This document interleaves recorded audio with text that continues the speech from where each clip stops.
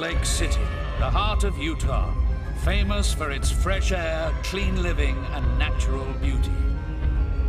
But appearances can be deceptive. Lurking in the shadows, a team of mad game developers are working on a plan so terrifying it will send people running for cover. The name of this top-secret project is War of the Monsters. Follow us as we uncover the story behind what is poised to be Earth's greatest battle. The basic premise is that aliens from outer space are invading Earth, and the governments of the planet unite and create this super weapon to help defeat them, and they do so.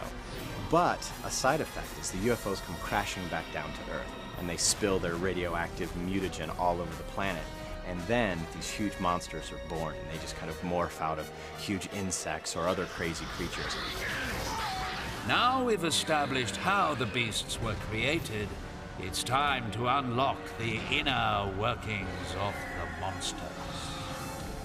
Of the 8 monsters that you get to play initially, we have Praetor, the crazy mantis. She has lightning-fast attacks, and she's really good at close combat, but she's also good at catching and throwing also.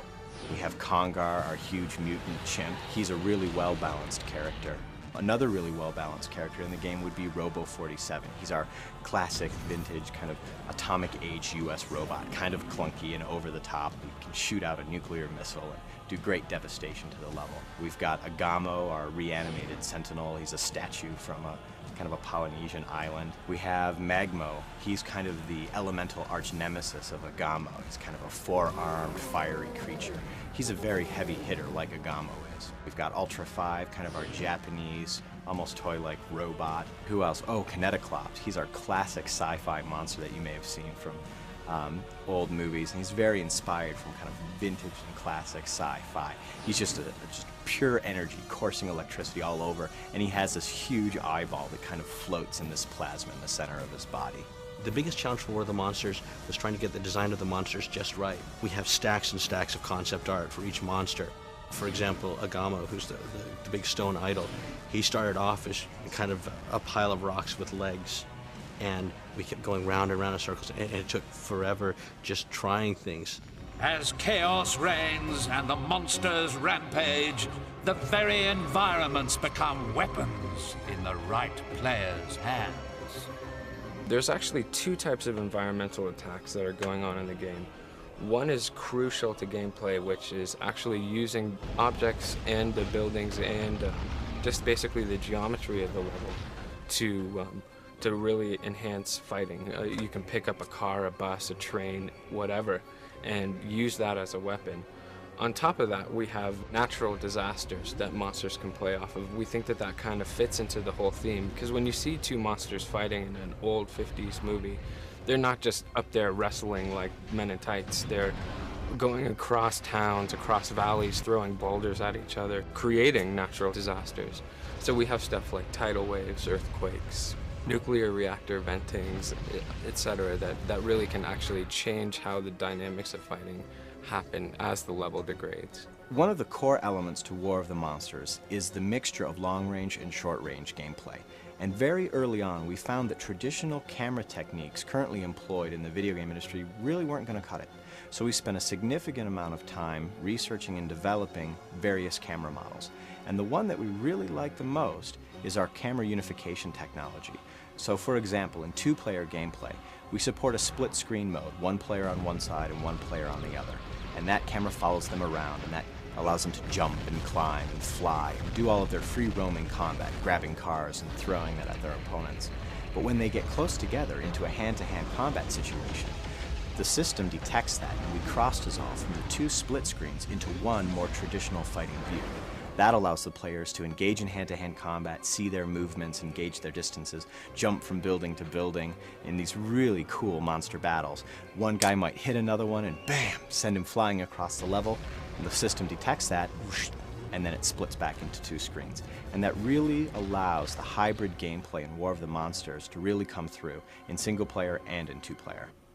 Like every other aspect of the game, The soundtrack featured in War of the Monsters was carefully considered. The music was inspired by old movie music, but we didn't want to just recreate that music. We wanted to use it as a jumping off point. So we tried to capture all of that energy and power and awe and mystery from the big monster movies and the old sci-fi movies, and then kind of bring it up to date, make it fit a modern game.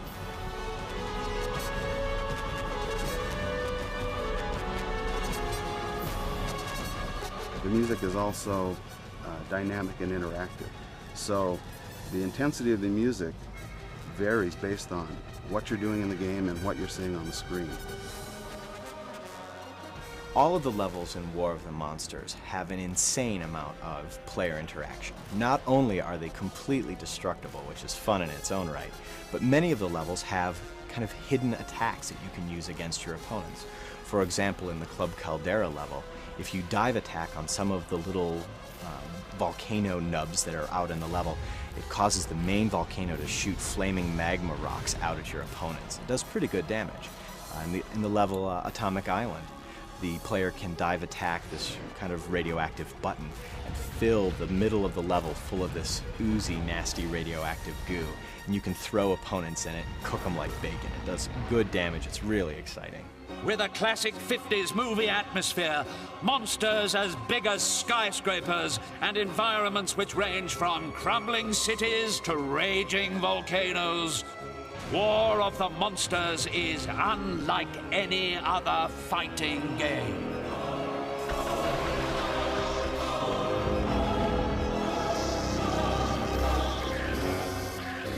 Prepare to fight the battle of your life. War of the Monsters.